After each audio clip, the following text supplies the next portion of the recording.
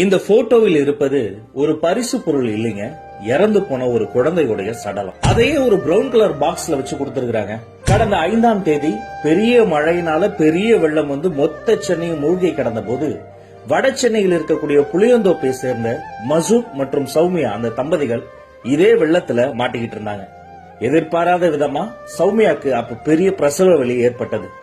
அந்த புளியந்தோப்பு பகுதிக்குள்ளார ஆம்புலன்ஸ் இல்லைங்க, யாராலையுமே நுழைய முடியல. அப்படியே தலையே மூழ்கிற அளவிற்கு தண்ணி தேங்கி நின்னது. பெரிய போராட்டத்திற்கு பிறகு கஷ்டப்பட்ட தன்னுடைய மனைவி சௌமியாவை மசூத் கீழ்ப்பக்கத்துல இருக்கக்கூடிய அரசாங்க மருத்துவமனையில கொண்டு போய் அட்மிட் பண்ணாரு. ஆனா உரிய நேரத்துல வந்து சேராததாலேயோ என்னவோ அந்த குழந்தை, ஒரு பெண் குழந்தை பிறந்த உடனே இறந்த நிலையில் பிறந்துச்சு. அடுத்த கொடுமை, அந்த இறந்த பெண் குழந்தைய ஹேண்ட் ஓவர் பண்றதுக்கு 2500 ரூபாய் லஞ்சம் கேட்டிருக்கிறாங்க அரசாங்க மருத்துவமனையில்.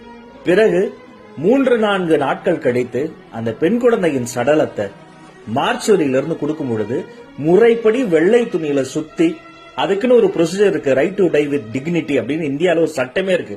அதன்படி கௌரவமா கொடுக்காம இதனால லஞ்ச பணம் தரலையே, அதனால அங்க இருந்த ஒரு மருந்து வாங்கின ஒரு டப்பா இருக்கும் பாருங்க, அந்த பிரவுன் கலர் பாக்ஸ்ல போட்டு அப்படியே கொடுத்திருக்காங்க. நம்ம கவர்மெண்ட் ஹாஸ்பிட்டல்ஸ் நமக்காக தானே இயங்குது. எத்தனையோ நல்ல விஷயங்களை பண்ணக்கூடிய டாக்டர்ஸ் இதே நாட்டில் இருக்கிறாங்க.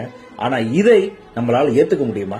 இந்த வெள்ளத்தின் மூலமா நான் யோசிக்கிறது என்னன்னா, இங்க தூர்வார வேண்டியது நம்முடைய நதிகளோ நம்முடைய நீர்நிலைகளோ மட்டும் இல்லைங்க, சில மோசமான லஞ்ச வெறி பிடித்த மனித மனசுகளையும் நாம தூர்வாரணும்.